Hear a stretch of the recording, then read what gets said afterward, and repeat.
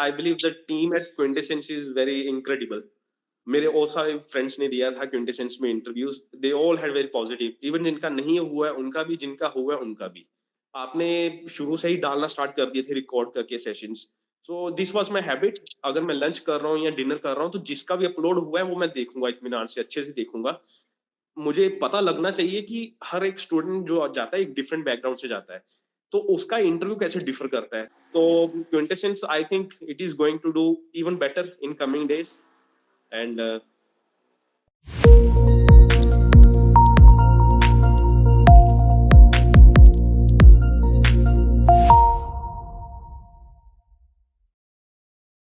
Good evening sir.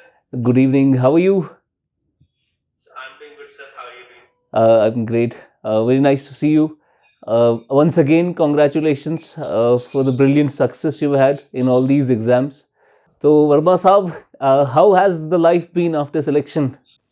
थोड़ा time लगा, like absorb करने में। वो रात के 1 बजे जब आया रिजल्ट, क्योंकि आई वाज अस्लीप वेट करते करते, क्योंकि खबर तो फैल चुकी थी 8-9 बजे तक कि रिजल्ट आ जाएगा, बट वो एक टेक्निकल ग्लिच था वेबसाइट पे, तो ट्राई करते करते नींद आ गई, मोबाइल वहीं पे पड़ा हुआ था। तो मीनवाइल घर से बहुत सारे, मेरे मैं एक्चुअली गांव में था, भाई मेरा शहर सिटी गया हुआ था, तो बहुत सारे कॉल्स वगैरह आ रहे थे।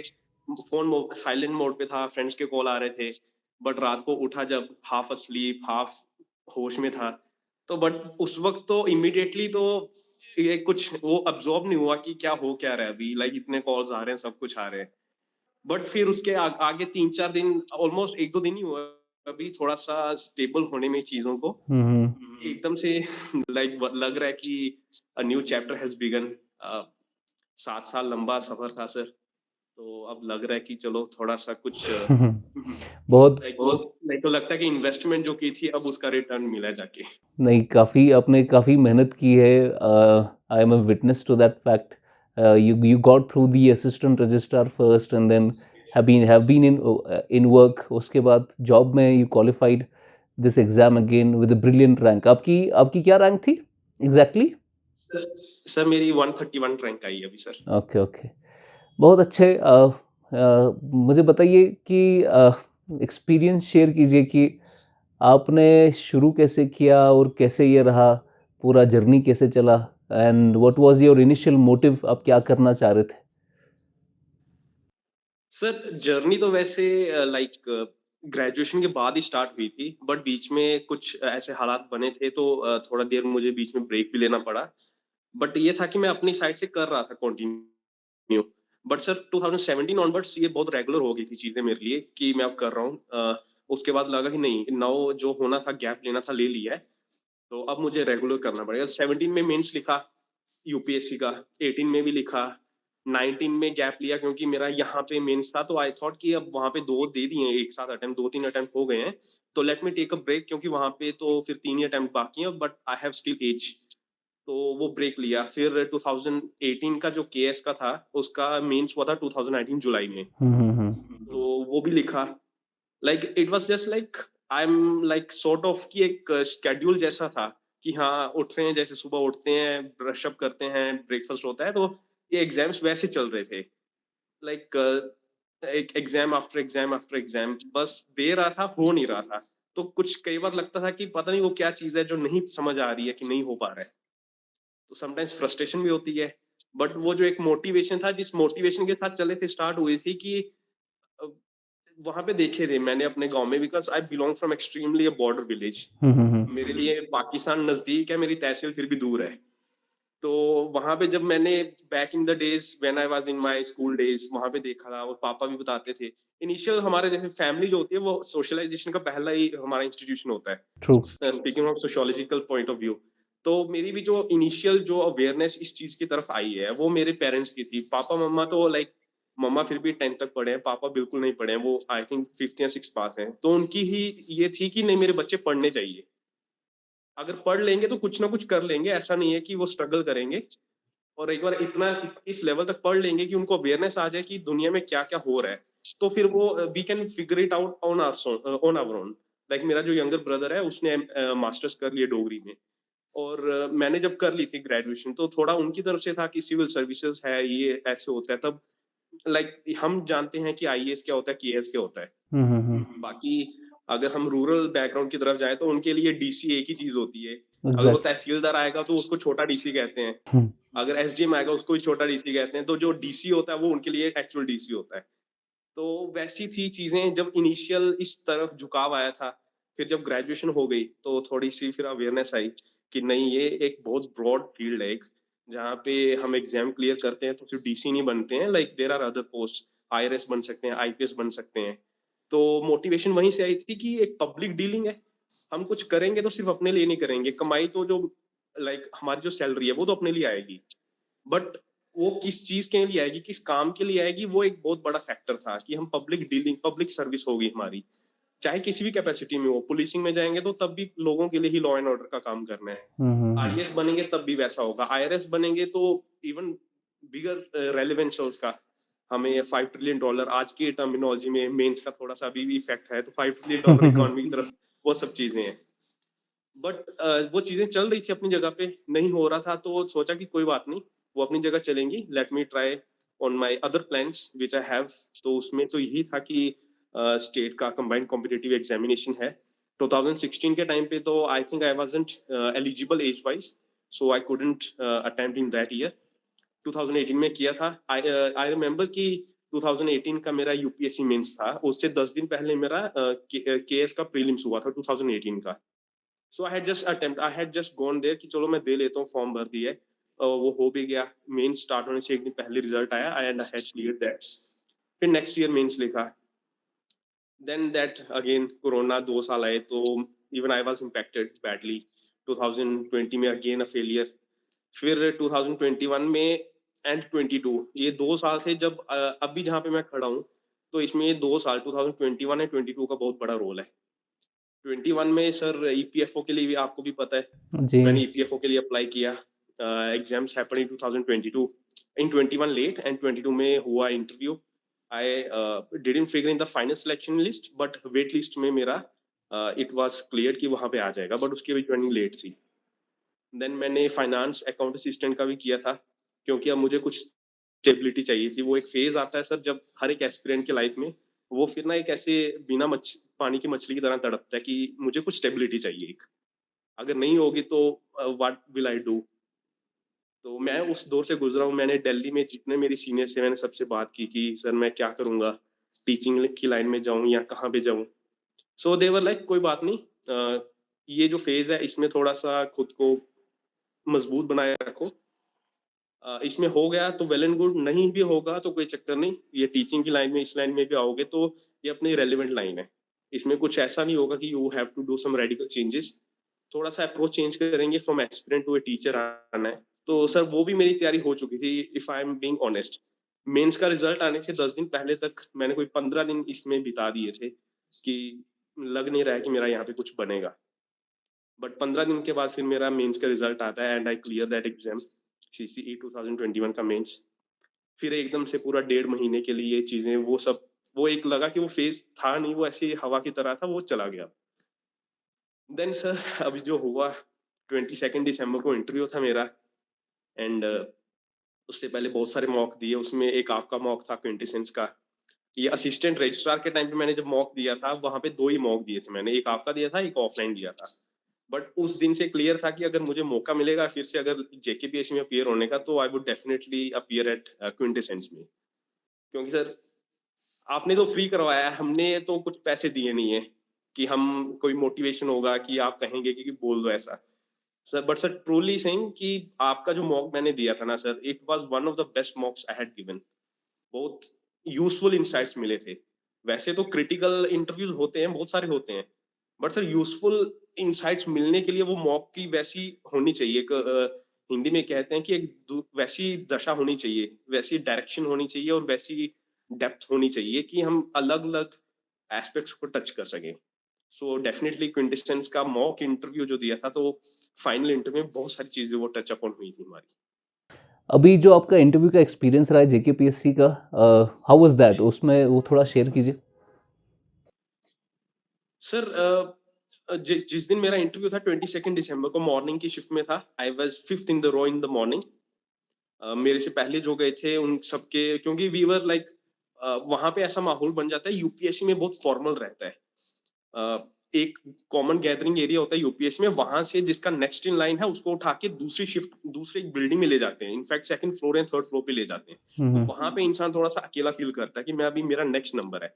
तो वहां पे वो एक थोड़ी स्ट्रेस बन जाती है, क्योंकि मैंने ईपीएफओ का दिया था तो बहुत फ्रेश था, जुलाई में हुआ था, अब दिसंबर में, तो विद इन 5 मंथ्स एक दो अलग अलग इंस्टीट्यूशन में, यूपीएससी में और जेकेपीएससी में मैंने दिया। और फेब में तो वैसे भी जेकेपीएससी में दिया था। बट जेकेपीएस में थे हम, तो बाहर बहुत इनफॉर्मल टाइप था atmosphere. All the people of the morning shift they were sitting right outside the room where the actual interview was happening. Hmm so we were just tracking कि अच्छा ये पहला कैंडिडेट गया है, इसका इतना टाइम हुआ है। So before me 4 candidates had gone. On average सबका 18 19 20 मिनट्स चला था। And the person before me, he sat there. He in fact became a good friend of mine at that place itself. So he said, you go inside, I will track your time. So it went on for 26 minutes. That was the lengthiest in that morning shift on that day. और भी बहुत सारे मेरे friends का हुआ है, सबका almost 20 minutes चला, मेरा 26 मिनट्स चला था। हम्म सर उसमें जाते हैं पहले तो चेयरमैन सर, वो पहले नॉर्मल ब्रीफिंग होती है, like to set the tone and to normalize the situation, क्योंकि every aspirant whether veteran or a fresher feels that stress in initial 2-3 minutes। तो उन्होंने वो बस पूछा कि अच्छा अच्छा ये आपने एग्जाम्स दिए हैं, ऐसे दिए हैं, even he even asked about the 2022 attempt, जो प्रीलिम्स दिया, यस सर दिया है, तो कहते ओके वेरी गुड, तो अब आगे का क्या है, यहाँ पे इंटरव्यू का क्या एक्सपेक्ट कर रहे हो, ये सब चीजें, तो those were very casual normal talks. Then he started off political science के साथ, कि बताइए क्या है, न्यूक्लियर प्रोलिफरेशन क्या है, थोड़ा सा एक्सप्लेन करिए। Then Russia and Ukraine war के कॉन्टेक्स्ट में कि why nuclear weapon hasn't been used. Then the next question was India Pakistan के बीच में न्यूक्लियर सिचुएशन कैसी है। So these 3 or 4 questions the chairman sir asked. Then he passed on to Mujtaba sir, the retired IPS sir. He was there even in the assistant registrar time, interview time, and he identified me. उन्होंने पहचान लिया, कहते कि आप तो थे AR के time पे भी। एंड रिटायर्ड जज साहब हैं रजा सर, उन्होंने भी पहचान लिया। तो कहते हाँ जी हाँ जी आप थे। आई सेड यस सर मैं था। तो कहते क्या हुआ, मैं कहा सर एक नंबर से नहीं हुआ, मेरा रिटर्न में मार्क्स कम रह गए, but sir I am cutting in between, कि आपने तब भी कहा था कि यू नोटिस वन थिंग कि आपके बहुत अच्छे मार्क्स आएंगे इंटरव्यू में असिस्टेंट रजिस्ट्रार के। And I had actually scored quite decent marks in assistant registrar at that time. And EPFO में भी मेरे ठीक ठाक नंबर आ गए थे, लाइक अबव गुड आ गए थे। तो फिर वो कहते कि ठीक है कोई बात नहीं, अब हो जाएगा, ज्यादा इंतजार नहीं करना पड़ेगा। तो दो that thing actually came out true. तो फिर मुस्तफा सर पूछते हैं, उन्होंने वहीं से पिकअप किया इंडिया पाकिस्तान न्यूक्लियर सिचुएशन के बीच में। देन ही आस्क्ड अबाउट कि अच्छा ये बताइए कि जो हमारे पहले गवर्नर रह चुके हैं सत्यपाल सर, सत्यपाल मलिक सर, कि उन्होंने क्यों नहीं किया, मतलब हाँ उन्होंने ये कहा था कि आज के टाइम में न्यूक्लियर वॉर जो है वो उसकी सिचुएशन उसकी पॉसिबिलिटी नहीं है, क्योंकि आज के टाइम में इंफॉर्मेशन टेक्नोलॉजी का टाइम है। तो क्या ऐसा हो सकता है कि इंफॉर्मेशन टेक्नोलॉजी को यूज करके हम न्यूक्लियर वेपन को मतलब डिफ्यूज कर दें, न्यूक्लियर वॉर हो ही ना पाएगा। हम्म So he wanted me to express my views about this. So I recalled yes sir कि ऐसा हो सकता है, बिल्कुल हो सकता है। तो उन्होंने कहा कि कैसे हो सकता है, थोड़ा एक्सप्लेन करिए। So I told him the example कि सर इजराइल ने स्टक्सनेट अटैक का यूज किया था, ईरान की न्यूक्लियर प्लांट पे गया था, एंड दैट प्लान वाज, कहते हैं कि 10-15 साल पीछे चला गया था, and Iran had to start afresh. So he was like हाँ कि मुझे अवेयरनेस है। He said good good good. Then sir उसके बाद उन्होंने बहुत सारे फैक्चुअल क्वेश्चंस पूछे मुझे, लाइक सुचेतगढ़ के बारे में, कि सुचेतगढ़ का बॉर्डर क्या है, और ये इंटरनेशनल बॉर्डर है, तो जो एलओसी होता है वो कैसे डिफर करता है। आई कैन रिकॉल कि ये हमारी आई थिंक एआर के टाइम पे शायद बात हुई थी इस पे, या फिर अभी फिर से हुई थी। तो same thing came back. Then उन्होंने फिर पूछा, करंट अफेयर का एक क्वेश्चन था सर, अभी याद नहीं आ रहा है। Then he passed on to Raza sir, retired justice. उन्होंने तो 5-6 फैक्चुअल क्वेश्चंस पूछे मुगल पेंटिंग के बारे में। देन पाकिस्तान पीएम का नाम क्या है। Then he even asked question on Sargasso Sea. So those were mix of I think various different topics, 5-6 topics, and those were I think purely factual in nature. हाँ sir, उन्होंने मेरे नाम पे भी पूछा था कि आपका जो नेम है, इसके रिलेटेड कोई हिस्टोरिकल फिगर है। तो सर एक पंजाब प्रोविंस के प्री इंडिपेंडेंस एरा में एक लीडर हुए हैं, एग्रीकल्चरलिस्ट लीडर है वो। उनका नाम है सर छोटू राम। Okay. उनकी बहुत रेलेवेंस है एग्रीकल्चरल कम्युनिटी में, तो वो उन्होंने पूछा तो I could fortunately recall and told him about that. And sir उसके बाद मेरे उस दिन पे 3 मेंबर थे, गेस्ट मेंबर थे, एक्सपर्ट मेंबर्स। एक एक्सपर्ट मेंबर ने तो 1 या 2 क्वेश्चन पूछा। फिर उसके बाद एक मैडम आई, तो मैडम थी वहाँ पे एक्सपर्ट मैडम, उन्होंने पूछा कि रोम के बारे में आप क्या जानते हैं? रोम के बारे में बताइए जो भी जानते हैं। तो I told her whatever I knew. Then she asked me about Bermuda triangle. Then she asked me about कि आप दो नाउ ये तो फैक्चुअल थे 2 क्वेश्चंस। बट उसके बाद जो थे ये थोड़े से एनालिटिकल क्वेश्चंस थे कि आपको अगर if you were to be put in the shoes of one of these 2 leaders, Vladimir Putin and Vladimir Zelensky, तो आप किसके शूज में जाना पसंद करेंगे? Mhm. And why so? Then whatever I replied, उसके बाद उनका काउंटर क्वेश्चन ये बना कि आपको इन दोनों लीडर्स के बीच में क्या है, एक स्टार्क डिफरेंस बताइए, आपको जो भी लगता है। वैसे बहुत सारे होंगे पर एक स्टार्क डिफरेंस बताइए। तो मेरा आंसर था डिसाइसिवनेस के ऊपर, कि लीडर जो होता है वो डिसाइसिव होना चाहिए। तो मैंने उस बेसिस पे फिर रिप्लाई किया इस पे पूरा। Then she said okay, I am fine with this. And last question था, लास्ट एक्सपर्ट मेंबर थे, उन्होंने बहुत ही सिचुएशनल क्वेश्चन बनाया है, बहुत इलेबोरेट क्वेश्चन था उनका कि suppose you have been selected, आप आपकी ट्रेनिंग हो गई, आप अब जॉब कर रहे हैं, तो 6 महीने हो गए, आप अपना जॉब एंजॉय भी कर रहे हैं, आप कर भी रहे हैं, बहुत अच्छे से अपना जॉब कर रहे हैं। But right after 6 months you are given a letter by your HOD or your boss कि आपको ये जॉब क्विट करनी पड़ेगी। इट इज नॉट कि आपको एक्सप्लेनेशन मांग रहे हैं या आपको बताया जा रहा है कि कर देंगे, you have been debarred from this job. ऐसा क्यों हो सकता है? What could be the reasons that you have been removed from your job permanently? So अच्छा. ये मेरा like I couldn't answer satisfactorily. मुझे कुछ ज्यादा इसके बारे में समझ नहीं आ रहा था उस वक्त। So I think this was the most weak point of the entire interview. Rest of the interview, I think I could answer, I could handle very decently. तो आपने जो मेंस में स्कोर किया है, चाहे जीएस में, ऑप्शनल में, S A में, एथिक्स में, आपको क्या लगता है कि आपका सबसे ज़्यादा स्ट्रॉन्गेस्ट पॉइंट कहाँ पर था? सर अगर मैं मेंस की बात करूं तो सर मेरा पिछले जो मैंने 3 यूपीएससी के मेंस लिखे हैं, 2018 का जेकेएस का भी मेंस लिखा है सर, उन सबको अगर मैं कंपैरिजन में रखते हुए, उनको ध्यान में रखते हुए, कॉन्टेक्स्ट में रखते हुए इस वाले मेंस की बात करूं, तो सर मुझे लगता है कि मैंने 3 जगह पे बहुत कॉन्फिडेंटली मैंने काम किया। और जब मैं एग्जाम हॉल से बाहर आया तो एक आई हैड दैट रिलीफ कि हाँ, I could do what I wanted to do. One was sir कि एसए का paper, the first paper is SA paper. मैंने इस बार स्ट्रेटेजी चेंज की हुई थी। अदरवाइज क्या होता था कि मैं हर बार like I what I did was कि मैं कोई भी टेस्ट सीरीज उठा लेता था मार्केट से, तो उसमें देखा कि अच्छा ये है, तो मैं उस पे ब्रेनस्टॉर्मिंग करता था। This time what I did differently was मैंने थीम बेस्ड अपना मटेरियल एक जगह पे इकट्ठा किया। हम्म। मैंने हैंड बाय हैंड मैंने उनको जॉट डाउन किया कि फॉर एग्जांपल विमेन रिलेटेड कोई भी क्वेश्चन आता है, so the theme is around women, centred around women. तो कुछ भी क्वेश्चन आए, it could be around women empowerment, it could be around women's participation in India's emerging economy, और women's participation in politics, और in general also health of women, या फिर SDGs में कुछ भी पूछा जा सकता है। तो मैंने थीम बेस्ड लेके चला हूँ कि इसमें मैं क्या डेटा यूज कर सकता हूँ, मैं कौन सी रिपोर्ट्स यूज कर सकता हूँ, एसडीजी क्या होगा।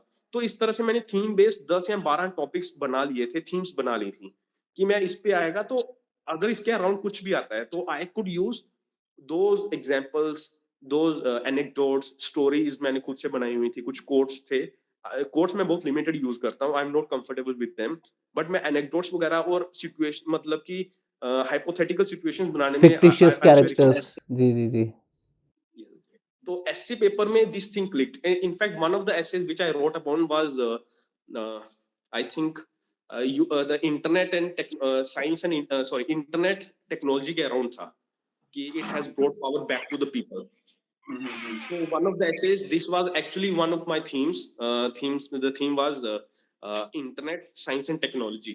तो ये एक जॉइंट थीम बना के मैंने प्रिपेयर किए थे। आई आई रिमेंबर जब मैं लिख रहा था तो वो it felt like as if मैंने अभी जस्ट आधे घंटे पहले पढ़ा है, क्योंकि मैंने 2 दिन लास्ट 2 डेज़ मैंने यही चीज़ की थी। ठीक, तो वो ठीक। एक्चुअल एग्ज़ाम्पल्स, डेटा वगैरह सब यूज़ कर सका मैं उसमें। तो एक तो एस्से का पेपर मेरा अच्छा गया था। हुँ, हुँ। एंड सर सेकंडली मेरा एथिक्स पेपर इस बार अच्छा गया था इन व्हाट सेंस कि इससे पहले मैंने जितने मेंस लिखे हैं, मैंने कभी भी अपनी केस स्टडीज़ ना मैंने 1.5 घंटे में कभी खत्म नहीं कर पाया हूँ। पौने 2 घंटे लग जाते थे, 1 घंटा 50 मिनट लग जाते थे। नॉर्मल था ये मेरे लिए, 2 घंटे भी मैंने एक बार दिए।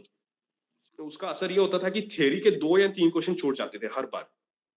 But this time fortunately and maybe because I had practised this thing, तो मेरी केस स्टडीज़ जो भी थी, मैंने केस स्टडीज़ को within 1 and half hour, exactly 1 and half hour में मैंने खत्म कर दिया उसको।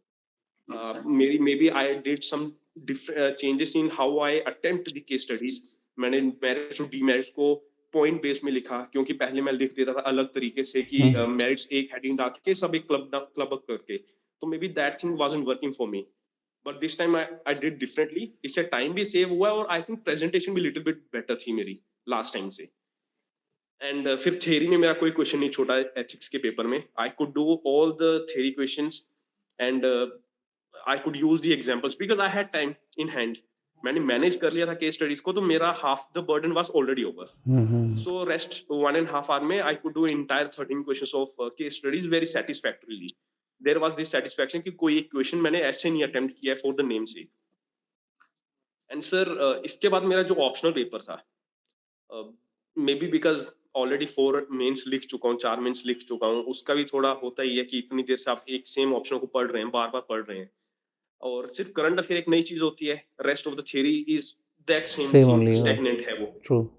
तो वो मेरी रिवीजन अच्छी से हो चुकी थी। एंड ये ऑप्शनल का पेपर जो था इस बार, वो भी बेटर गया था लास्ट टाइम से इन इन 2 पर्सपेक्टिव्स।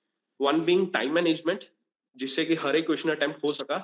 एंड सेकंडली जो करंट अफेयर्स था इस बार, मैंने करंट अफेयर्स को थोड़ा-सा डायनामिक बनाया था इन कि इवन थियरी में भी आई tried to consciously use examples in theoretical section also, क्योंकि थ्योरी अदरवाइज बहुत ड्राई होती है। हम अगर रोल्स को पढ़ रहे हैं, उसकी थ्योरी को, जस्टिस को पढ़ रहे हैं, तो सेम थिंग 100 स्टूडेंट्स भी सेम टू सेम थिंग्स लिखेंगे। बट अगर हम इंडियन कॉन्स्टिट्यूशन को या फिर प्रेजेंट सिनेरियो से कोई चीज उठा के डालेंगे उसमें, तो वो एक यूनिक पॉइंट बन जाता है, यूएसपी वहां पे बन जाता है। तो ये मैंने टेस्ट मतलब टेस्ट सीरीज नहीं, मैंने खुद जैसे भी जब भी मैं प्रैक्टिस करता, हम एक दो फ्रेंड्स और भी थे, मिलके हम जब करते थे, तो हम ये कॉन्शियसली ये चीज़ करते थे कि यार ये चीज़ ट्राई करते हैं। ये स्ट्राइक अगर करेगी तो मे बी थिंग्स डिफरेंट हो जाएँ। तो आई थिंक ये जो 4 पेपर्स हैं मेरे लिए, ये 4 पेपर्स के चलते इस बार पिक्चर थोड़ी अलग बनी है सर। अच्छा प्रीलिम्स आपका ऑलमोस्ट बहुत बार क्वालिफाई हुआ है, बार-बार क्वालिफाई हुआ है, तो प्रीलिम्स के लिए स्पेसिफिकली यूपीएससी के लिए क्या करना चाहिए और जेकेपीएससी के लिए क्या करना चाहिए? सर यूपीएससी और जेकेपीएससी के जो प्रीलिम्स है ना सर, इसमें मैं तो ये समझता हूँ कि बहुत ही ज़्यादा डिफरेंस है। अगर हम यूपीएससी के लिए अगर माइंड में रख के कर रहे हैं, तो फिर जेकेपीएससी के लिए हार्डली 1-2 चीज़ ही अलग करनी पड़ेगी। अदरवाइज़ मैक्सिमम चीज़ें तो वही चलेंगी जो यूपीएससी में हमने की हैं। बट यूपीएससी के लिए मैं ये समझता हूँ कि सर यहाँ पे हमें इंटेलेक्चुअल लेवल अपना खुद का बढ़ाना पड़ेगा बहुत ज़्यादा। बहुत मुश्किल होती है सर वो इवन 92 मार्क्स, 95 मार्क्स अचीव करने में भी। I have seen my friends कि वो year after year they have been trying, but वो नहीं निकल पाता है।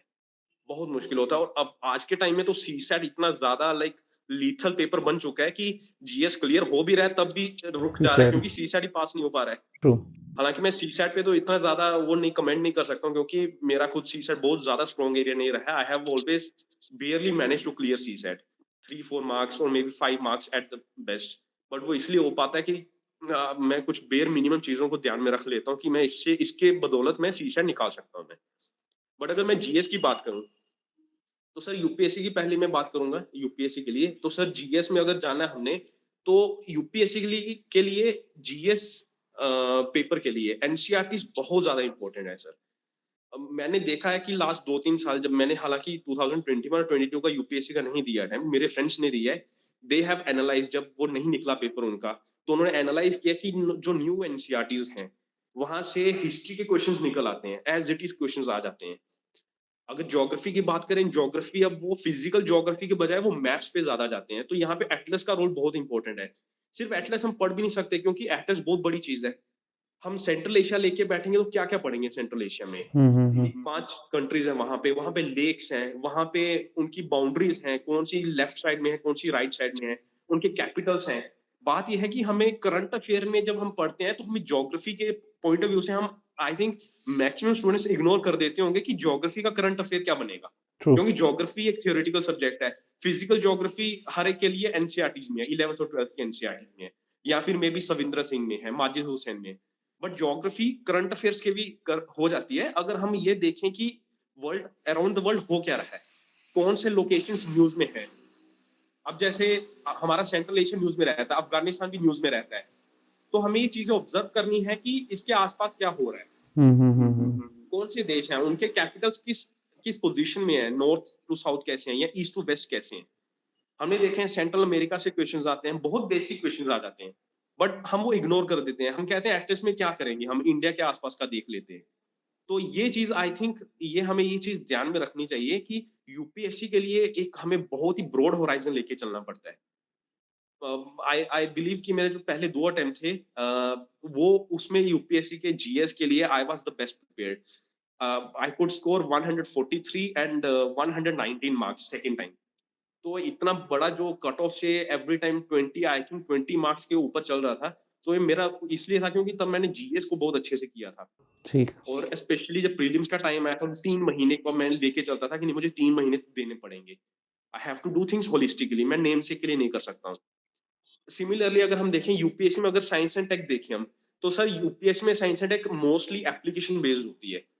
आई रिमेंबर 2020 में ड्रोन्स के ऊपर एक क्वेश्चन आया हुआ था। ड्रोन्स की एप्लीकेशन में 5 स्टेटमेंट्स दी हुई थी जी और ऐसा नहीं था कि एवरीथिंग वाज करेक्ट। यहाँ पे नॉर्मल टेंडेंसी ये रहती है, अगर 3 करेक्ट आ रहे हैं तो normally students think all of the above होगा इसमें। बट यूपीएससी अब उससे निकल चुकी है, अब ऑल ऑफ द अबव ठीक नहीं होगा, आप ये मान के चलिए। कोई एक दो क्वेश्चन ट्रिकी होगा, एक दो स्टेटमेंट ट्रिकी होगी, you have to be aware कि वो कहाँ पे ट्रिक अप्लाई हो चुकी है। सिमिलरली अगर हम देखें इन्वायरमेंट, इन्वायरमेंट यूपीएससी के लिए बहुत ज्यादा इंपॉर्टेंट है। Reason being Indian forest service का प्रीलिम्स हमारे साथ ही होता है, उनका अलग से नहीं होता है, तो इसीलिए 15 क्वेश्चन तो हमारे शायद बन ही जाते हैं इन्वायरमेंट से। अभी तो रेलवे मैनेजमेंट सर्विसेज भी इंटीग्रेट हो गया सिविल सर्विसेज के साथ प्रीलिम्स उसका। अब तो साइंस की वेटेज और ज़्यादा बढ़ जाएगी।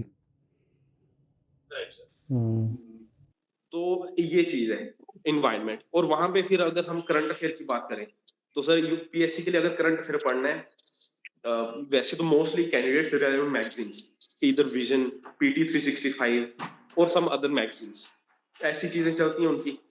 बट कुछ स्टूडेंट्स हैं जो डिलीजेंटली न्यूज़पेपर भी पढ़ते हैं। स्टिल आई वुड से कि अगर न्यूज़पेपर नहीं भी फॉलो किया, because now the prelims is hardly 110 days left. तो अब कोई ये कैसे कर सकता है कि 6 महीने पीछे जाए और करंट अफेयर्स उठा के डेली न्यूज़पेपर से कवर करे, तो वो पॉसिबल ही नहीं है। टाइम वेस्ट होगा और वो इम्पॉसिबल टास्क है ये। आपको जीएस भी करना है, आपको मॉक भी लगाने और सीसैट भी लगाना है, आपको करना है पूरा अच्छे से। तो आई वुड से कि कोई एक मैगजीन पकड़ो, vision is a good magazine I believe. आप उसको पकड़ो, अच्छे से उसको पढ़ो, उसके पीडीएफ 365 अभी आएंगे, उसको अच्छे से पढ़ो, आप उसको देखो, उसमें क्या चीजें ऐसी चीजें हैं जो थोड़ी सी अलग हैं, like may be in general हम इग्नोर कर देते हैं। जैसे अगर सेडिशन का कोई केस चल रहा है तो हमें ये देखना है कि सेडिशन क्या हमारे फंडामेंटल राइट्स में कहीं पे ये है लिमिटेशन, रीजनेबल रिस्ट्रिक्शन है, या फिर हमारे आईपीसी में कहीं पे आता है, कॉन्स्टिट्यूशन में वो आती है या नहीं आती है, ये चीज एक्सप्लिसिटली मेंशन है या नहीं मेंशन है। तो हमें इन चीजों के बारे में अवेयर रहना है, हमें एक ऐसे प्लेन रीडिंग नहीं कर सकते। तो तो सर उसके उसके लिए ये चीज है, यूपीएससी के लिए हमें थोड़ा अलग तरीके से पढ़ना पड़ेगा। और जेकेपीएससी के प्रीलिम्स को आप कैसे देखते हैं? सर मेरा अपना एक्सपीरियंस है, बट मैं इसको जनरलाइज नहीं करूंगा क्योंकि every student has a different level and approach कैसी हो सकती है।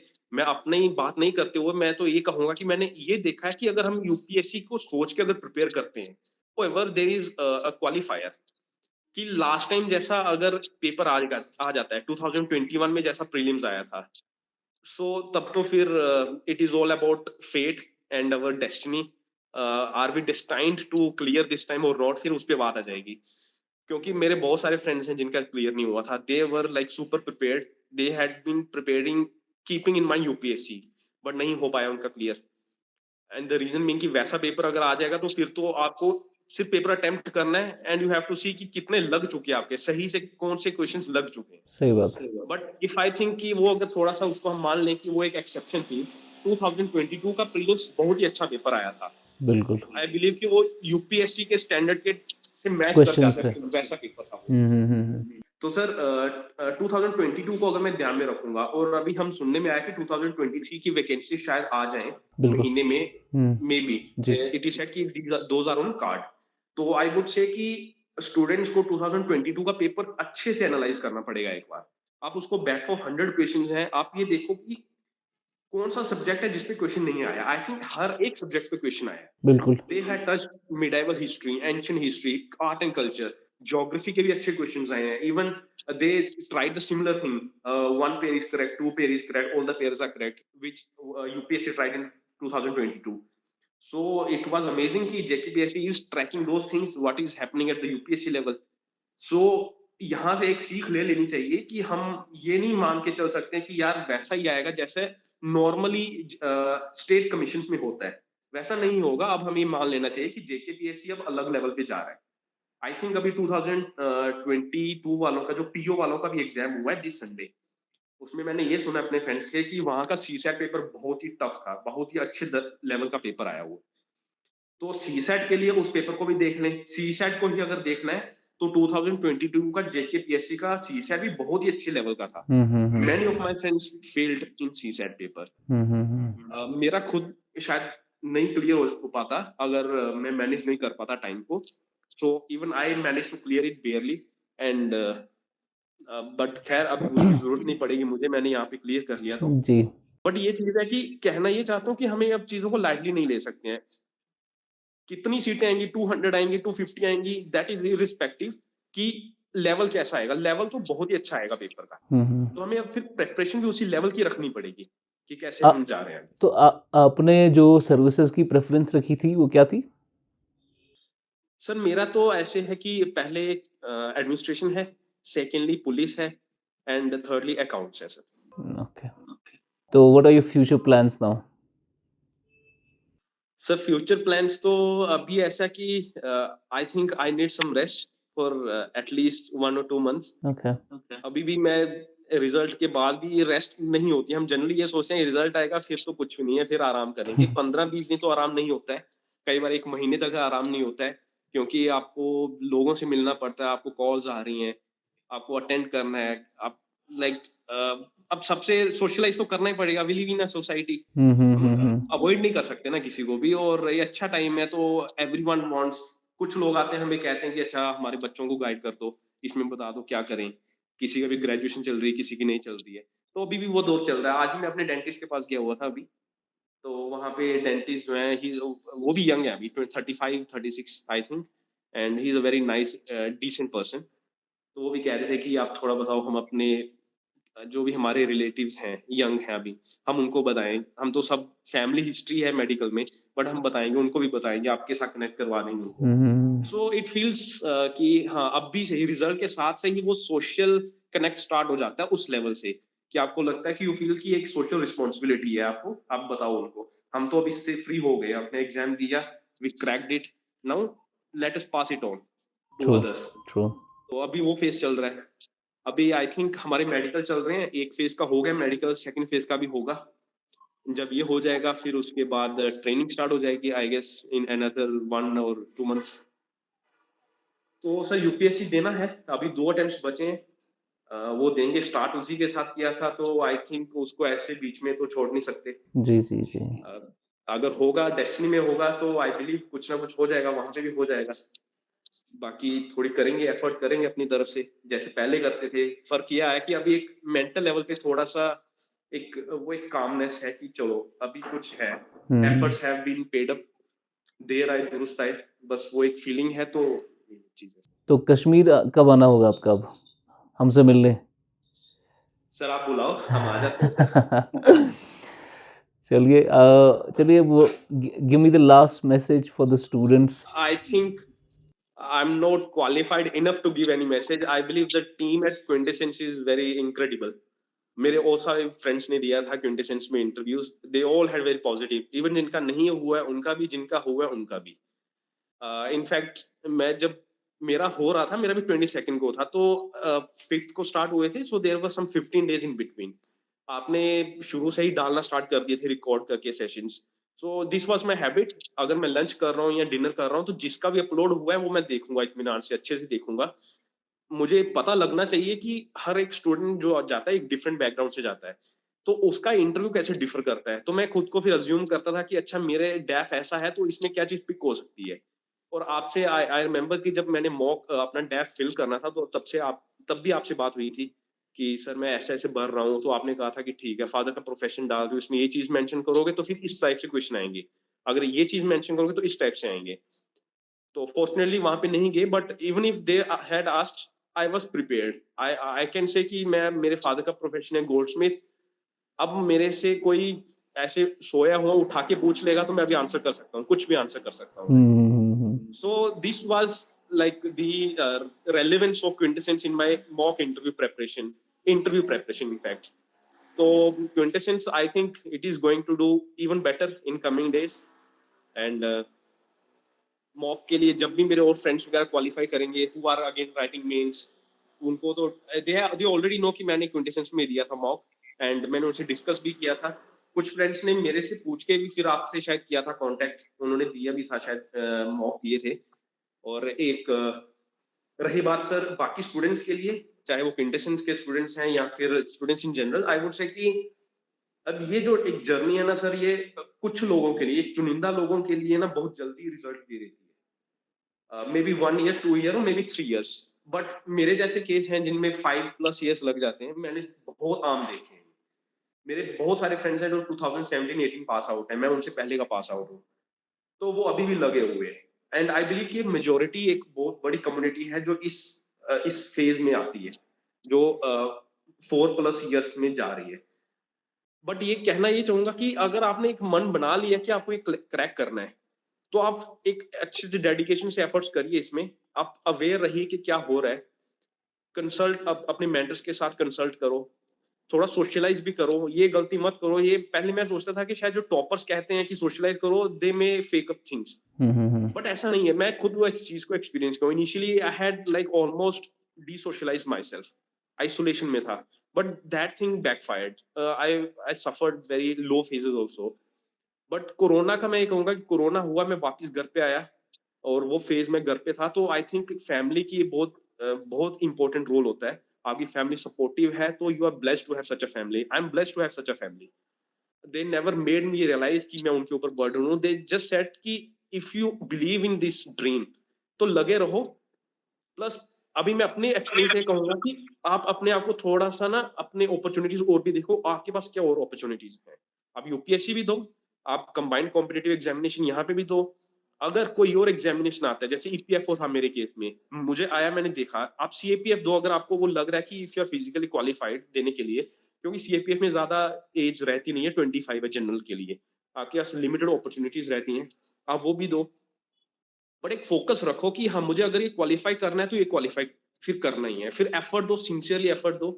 टाइम लगेगा, मे बी 2 साल से ज्यादा टाइम लगे, 3 साल से ज्यादा टाइम लगे, बट अगर वो एक बिलीफ है और आप में वो एक सिंसियरिटी है, डिसिप्लिन के साथ सिंसियरिटी है, और आपने एफर्ट्स किए हैं, तो एक दिन जरूर आएगा जब वो आपको पे बैक होगा, आपको वो सक्सेस मिलेगी। मेरे केस में अभी मैं कल फेसबुक अपना देख रहा था, 2013 की है, तब मेरी ग्रेजुएशन चल रही थी। And since graduation I had been doing little bit things, like कभी एनसीईआरटीज पढ़ ली, कभी कुछ पढ़ लिया। मैंने तब ज्यादा एफर्ट नहीं किया, मैं सिर्फ एनसीईआरटीज वगैरह पढ़ लेता था तब ग्रेजुएशन में। तो मैंने एक फेसबुक पे पोस्ट डाली हुई थी कि मंजिल मिल ही जाएगी एक दिन।